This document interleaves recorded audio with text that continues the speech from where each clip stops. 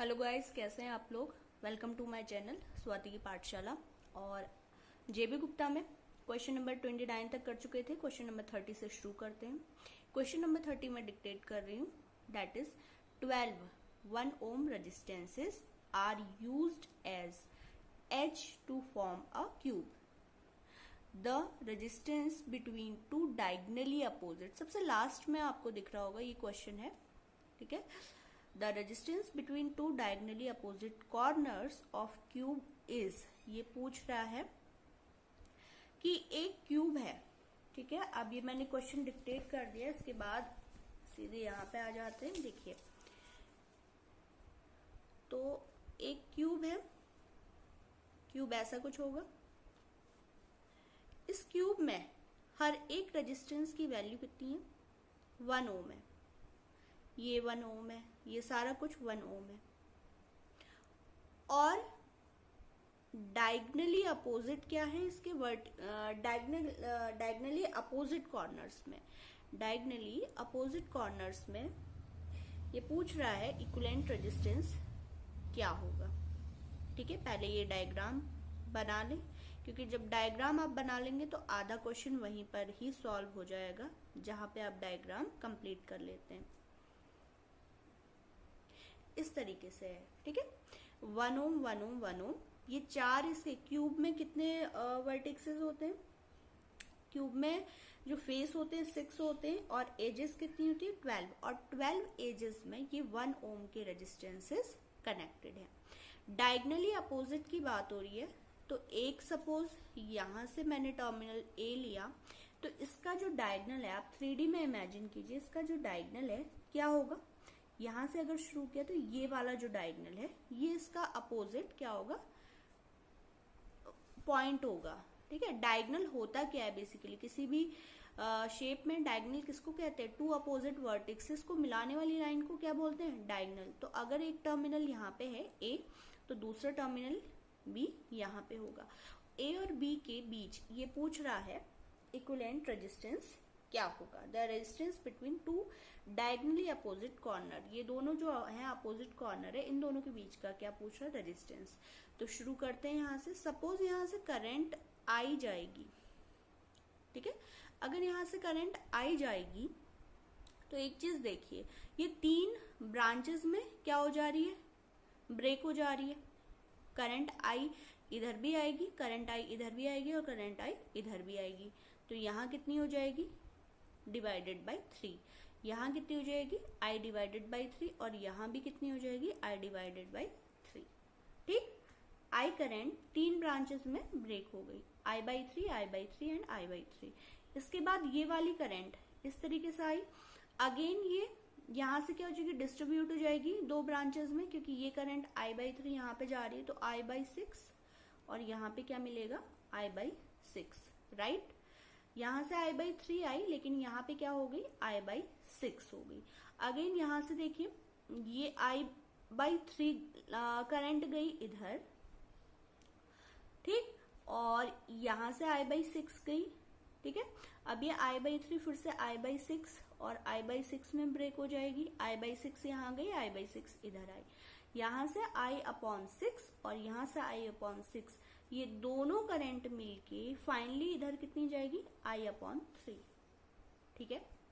तो आई upon 3 current ये है, आई अपॉन 6 करंट ये है, और आई अपॉन 3 करंट ये है। तो इन दोनों टर्मिनल्स के बीच में जो टोटल वोल्टेज होगी, टोटल जो वोल्टेज ड्रॉप है, कितना हो जाएगा? V equal to I into R, I into R, I by 3 multiply R क्या है? 1, प्लस यहाँ पे 1, आई अपॉन क्या है? 6 मल्टीप्लाई 1 रेजिस्टेंस है। V इक्वल टू क्या होता है? आई इंटू आर होता है ना। तो यहाँ से आप वोल्टेज ड्रॉप कैलकुलेट करो इन दोनों के बीच में। अगर ये वाला पाथ आप देख रहे हो तो इन दोनों के बीच में क्या देखो? वोल्टेज ड्रॉप देखो। प्लस यहाँ पे क्या हो जाएगा? आई बाई 3 मल्टीप्लाई 1, ठीक है। तो V इक्वल टू आई आप कॉमन ले लीजिए, 1 upon 3 plus 1 upon 6 plus 1 upon 3। तो V upon I equal to, देखिए क्या आएगा? आई यहाँ पे ले लिया, 1 upon 3 plus 1 upon 3, that is 2 upon 3 plus 1 upon 6, तो V upon I equal to कुछ ऐसा आ जाएगा, 2 से मैंने ऊपर नीचे मल्टीप्लाई कर दिया, तो V upon I equal to 5 upon 6। तो ये जो 5 अपॉन 6 आया, ये क्या आया 5 अपॉन 6, दो डायगनल, ठीक है, दो अपोजिट जो क्या है, टू डायगनली अपोजिट कॉर्नर्स में, टू डायगनली अपोजिट कॉर्नर्स के बीच में रेजिस्टेंस कितना मिला 5 अपॉन 6 ओम।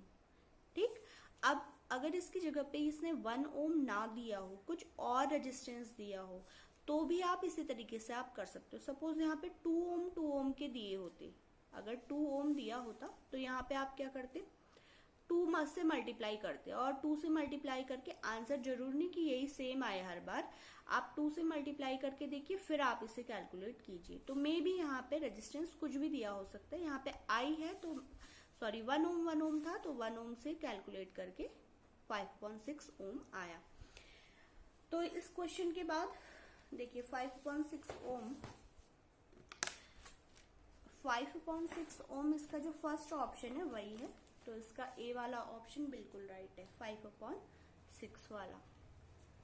ठीक है, बढ़ते हैं नेक्स्ट क्वेश्चन की तरफ। Question number 31। क्वेश्चन नंबर 31 में है, if in above the figure resistor R3 becomes open circuited, the volt meter will read, volt meter क्या रीड करेगा।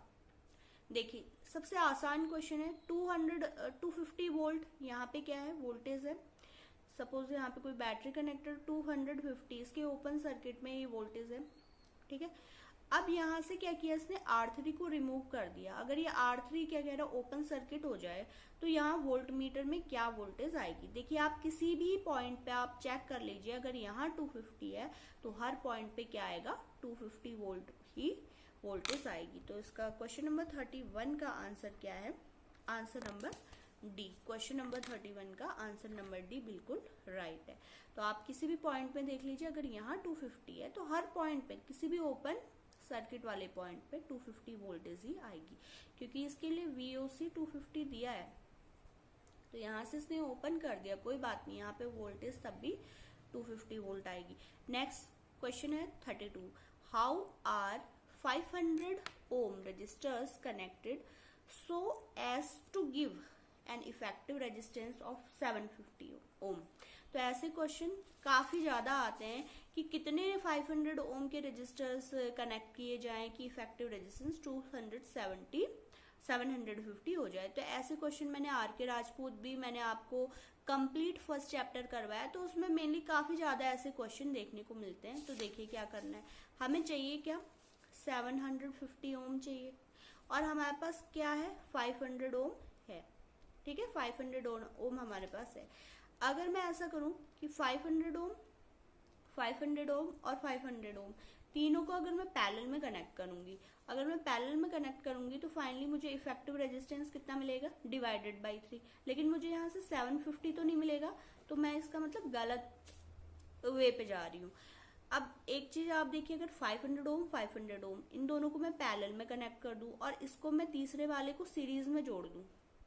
ठीक है, मैंने क्या किया, 500 ओम 500 ओम इन दोनों को सीरीज में पैरेलल में जोड़ दूं और तीसरे को मैं सीरीज में जोड़ दूं। अब देखिए क्या आएगा, इफेक्टिव रेजिस्टेंस 500 ये दोनों क्या बनाएंगे, 250 ओम प्लस 500 ये सीरीज में आ गया, अब कितना हो जाएगा 750 ओम। तो काफी आसान क्वेश्चन था। 750 ओम कैसे बनेगा, जब आप दो रेजिस्टेंसेस को पैरेलल में कनेक्ट करेंगे। और कई बार ऐसा होता है कि आप ऑप्शन देख के आप सॉल्व कीजिए, ऑप्शन देख के सॉल्व कीजिए, आप अपना दिमाग अलग से ना लगाएं, क्योंकि टाइम इतना होता नहीं है। क्वेश्चन नंबर 32 में आप सीधे ऑप्शन देखते जाइए। पहला है पैरेलल में आप करके देख लीजिए, नहीं आ रहा है। दूसरा है सीरीज में आप क्या करोगे, तीनों को ऐड तो करोगे, ऐड करके तो 1500 ओम आ जाएगा, नहीं ये वाला भी रॉन्ग है।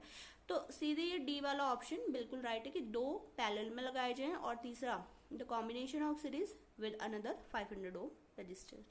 ठीक है, क्वेश्चन नंबर 33।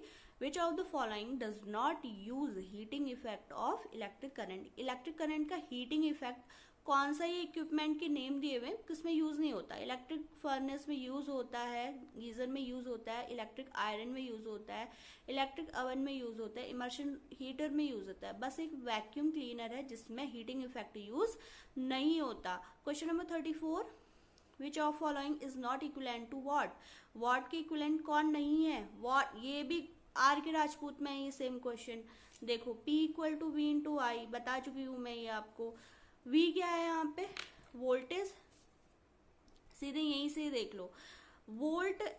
वोल्ट एमीटर अगर आ रहा है, ये एम्पियर, सॉरी वोल्ट एम्पियर आ रहा है, दैट इज वॉट। ठीक है, एम्पियर स्क्वायर ओम किसके लिए आ गया, आई स्क्वायर आर। जो फॉर्मूला है आप सीधे उसी से तो यूनिट बनाओगे। यहाँ पे क्या होता है, वी इंटू आई से बनाया एम्पियर वोल्ट यूनिट। यहाँ से जूल पर सेकेंड कैसे आया, पावर इक्वल टू क्या होता है, एनर्जी अपॉन टाइम, तो यहाँ से बन गया जूल पर सेकेंड। जो है तीसरा वाला ऑप्शन देखिए, एम्पियर पर वोल्ट, ये बिल्कुल गलत है। तो ये क्या नहीं है, वॉट की इक्विवेलेंट नहीं है। देखिए आप यूनिट फॉर्मूले से बना सकते हैं, वॉट तो ऐसा यूनिट है, लेकिन आप फॉर्मूले से भी यूनिट्स बना सकते हो। Which of the following relation is not correct, इनमें से कौन सा रिलेशन करेक्ट नहीं है। P equal to V I बिल्कुल सही है भाई। P equal to V upon R square, नहीं, वी स्क्वायर अपॉन आर होता है, तो ये वाला रॉन्ग हो गया। Question number 36, a network consist of linear resistor. एक नेटवर्क है, क्या है उसमें, लीनियर रजिस्टर है, आइडियल वोल्टेज सोर्स है। If the value of resistor R doubled, अगर क्या हो जाए, रजिस्टर की वैल्यू डबल हो जाए, voltage across each resistor is. एक बात वही सोचने वाली है, क्या कि यहाँ पे क्या है, वोल्टेज सोर्स है। ठीक है, ये वोल्टेज सोर्स है। अब ये वोल्टेज सोर्स किसी रजिस्टर से कनेक्टेड है। ठीक है, ये कंसेप्ट आप बिल्कुल ध्यान में रखिए, न्यूमेरिकल में भी कहीं काम आने वाला है। इस यहाँ पे वोल्टेज सोर्स की वैल्यू बढ़ाएं। अगर यहाँ पे चलो ये कांस्टेंट है, अगर ये बोल रहा है रेजिस्टेंस को क्या किया है, रेजिस्टेंस को डबल किया है। ये पहले R था और अब ये क्या हो गया, 2R हो गया। ये रेजिस्टेंस की वैल्यू कितनी ही चेंज होती जाए, ठीक है, आइडियल वोल्टेज सोर्स और लीनियर रजिस्टर है किसी नेटवर्क में। अब ये रेजिस्टेंस की वैल्यू चेंज कितनी होती जाए, चाहे ये बढ़े, चाहे घटे, चाहे डबल हो, चाहे ट्रिपल हो, चाहे हाफ हो जाए, लेकिन वोल्टेज क्या रहेगी, सेम रहेगी, क्योंकि वोल्टेज सोर्स तो वही है ना, ideal voltage source. Voltage source अगर यहाँ पे लगा है तो आप कुछ कर लीजिए, यहाँ पे रेजिस्टेंस बढ़ने घटने से वोल्टेज पे कोई फर्क नहीं पड़ेगा। ये जो है ये काफी इंपॉर्टेंट कंसेप्ट है, जो आपके जो न्यूमेरिकल्स हैं नेटवर्क के, उसमें काफी काम आने वाला है। तो आप इसको आप बिल्कुल समझ जाइए। तो इसका ऑप्शन है not change, option number D बिल्कुल सही है, नॉट चेंज। वोल्टेज कहीं भी चेंज नहीं होगी, चाहे आप रजिस्टर को डबल कीजिए, हाफ कीजिए। अगर इसकी जगह हाफ होता, ट्रिपल होता, तो भी वोल्टेज चेंज नहीं होती, अगर आइडियल वोल्टेज सोर्स का केस है। ठीक है, question number 37, 3 resistances each of R ohm are connected to form a triangle. The resistance between two terminal will be। सीधे सीधे है, एक ट्राइंगल है, ठीक है, एक ट्राइंगल है, सब में R ohm क्या है, रेजिस्टेंस है, ठीक। और क्या बताना है कि इसका टर्मिनल, इसके 2 टर्मिनल्स में कितना रेजिस्टेंस होगा। कौन सा क्वेश्चन है, क्वेश्चन नंबर 37, ठीक, देख लीजिए। ये R है, ये R है और ये R है। अब 2 टर्मिनल आप कोई से भी ले लो, A और B के बीच में ये बोल रहा है इफेक्टिव रेजिस्टेंस कितना होगा। R और R किस में हो गए, सीरीज में हो गए, तो यहाँ से क्या मिल जाएगा, 2R, और यहाँ पे R ऑलरेडी है ही, तो ये A और B है, ठीक है। अब 2R और R किस में हो गए, पैरेलल में हो गए, 2R और R पैरेलल में हो गए, तो 2R मल्टीप्लाई R, ठीक है, अपॉन 2R प्लस R। देखिए क्या आता है, 2R स्क्वायर अपॉन 3R, ऐसा कुछ आएगा, R की एक पावर से R की पावर कैंसिल, 2R अपॉन 3, तो इसका आंसर क्या आएगा, 2R अपॉन 3। तो ये है इसका आंसर, डी वाला ऑप्शन बिल्कुल राइट है। आप भी मेरे साथ ये क्वेश्चन करते जाइए। Question number 38, in given figure the value of resistance R in ohm. बहुत ही आसान क्वेश्चन में इसे कहूंगी, केवीएल का केवीएल के बेसिक क्वेश्चंस में ये आता है। क्वेश्चन नंबर 38 देखिए, सीधे ये सर्किट है, ठीक है, ये सर्किट है, इसमें बैटरी कितने की है, 100 वोल्ट की इसमें बैटरी है, ठीक। इस तरीके से एक रेजिस्टेंस कनेक्टेड 10 ओम, 10 ओम यहाँ है, 10 ओम वहां पे भी है, ठीक है। अब यहाँ पे रेजिस्टेंस कितना है, R, और इस R रेजिस्टेंस के साथ एक जो इधर करंट दिखाई गई है 2 एम्पियर, ठीक। पूछा क्या है, पूछा है R कितना होगा, R कितना होगा। जिन लोगों को केवीएल आता है, नोडल एनालिसिस आता है, वो सीधे सीधे कर लो भाई। यहाँ पे वोल्टेज मान लो V, ठीक है, let the voltage at this node is V। तो क्या करेंगे, इस वाले से करंट सपोज I1 है, इधर I2 है, इधर I3 है, तो भाई सीधे सीधे केवीएल इस नोड पे लगाओ। I1 इक्वल टू क्या हो जाएगा, I2 प्लस I3, इतना हो जाएगा, राइट। I1 कितना हो जाएगा, 100 minus V, 100 minus V upon 10, ठीक है, ये करंट आ जाएगी यहाँ पे। और I2 कितना हो जाएगा, V अपॉन 10 प्लस I2 कितना हो जाएगा, यहाँ पे V हमने वोल्टेज ली है, यहाँ पे कितना है रेजिस्टेंस 10, तो V अपॉन 10। ऐसे ही I3 कितना हो जाएगा, I3 क्या हमें गिवन है, इसे करने की कोई जरूरत ही नहीं, यहाँ पे आप 2 लिख दो, ठीक। अब आप इसे सॉल्व कर लो, 100 minus V equal to V plus 20, right. अब यहाँ 20 इधर शिफ्ट किया, V उधर, तो 2V इक्वल टू क्या आ जाएगा 80 and V equal to 40 volt. V हमारी जो वोल्टेज है कितनी आई, 40 वोल्ट आ गई। अगर यहाँ से वोल्टेज 40 वोल्ट आ गई है तो यहाँ पे भी कितना होगा, 40 वोल्ट होगा, ठीक। अगर यहाँ 40 वोल्ट है तो यहाँ से हम रेजिस्टेंस इजीली निकाल सकते हैं। क्यों, यहाँ इस ब्रांच में हमें करंट गिवन है 2 एम्पियर, 2 एम्पियर करंट है, तो रेजिस्टेंस कितना हो जाएगा, R equal to V upon I। तो V कितना है 40 और I कितना है 2, तो यहाँ से आ गया 20 ओम। तो ये जो रेजिस्टेंस है ये वाला कितना होगा, 20 ओम होगा। तो इसका आंसर नंबर बी ऑलरेडी ठीक है, 20 ओम। तो सेम एक ऐसी क्वेश्चन है, क्वेश्चन नंबर 39। क्वेश्चन नंबर 39 भी वही है, in the figure given below the value of R। यहाँ पे क्या करना है, R की वैल्यू निकालनी है। सेम इसी टाइप का एक क्वेश्चन है, यहाँ पे दिया हुआ है, ये 10 ओम है, ये 10 ओम है, और ये है R। तो फिर से मैं इसे सॉल्व कर देती हूँ।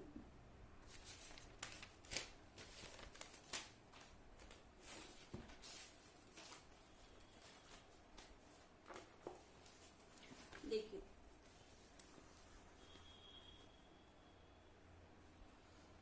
ये इस तरीके से सर्किट गिवन है,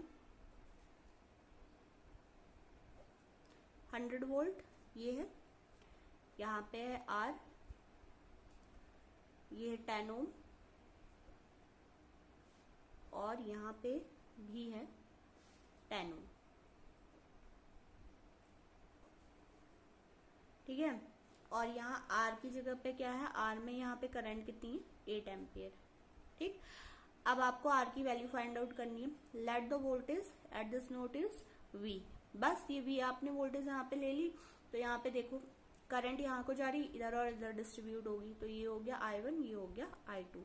तो 8 equal to I1 plus I2, ऐसे ही करेंगे। अब 8 इक्वल टू I1 की वैल्यू क्या होगी, V अपॉन 10, वोल्टेज यहाँ पे कितनी है V, और इस टर्मिनल पे इस वाली ब्रांच में रेजिस्टेंस क्या है 10, ऐसे ही V अपॉन क्या हो जाएगा 10, ठीक है।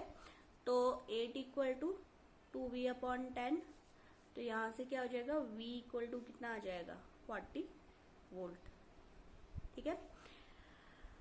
अब ये 40 वोल्ट आ गया। अब यहाँ पे आप रेजिस्टेंस फाइंड आउट कर लीजिए, कितना हो जाएगा रेजिस्टेंस। देखिए करंट यहाँ पे 8 एम्पियर दे रखी है, 8 इक्वल टू V कितना हो जाएगा 100 माइनस इसके अक्रॉस वोल्टेज कितनी होगी 100 माइनस 40 अपॉन कितना हो गया R, I equal to V upon R, ठीक है। तो 8R इक्वल टू कितना आ जाएगा 60, तो R equal to 60 upon 8। 60 upon 8 को जब आप सॉल्व करोगे तो क्या आएगा यहाँ पे 15/2, 15/2 इज 7.5 ओम। तो यहाँ से कितना रेजिस्टेंस मिला इसका, 7.5 ओम। तो इसका सी वाला ऑप्शन राइट था, 7.5 ओम, 39 का सी। तो आज के लिए इतना ही काफी फिलहाल, ठीक है। Subscribe my channel.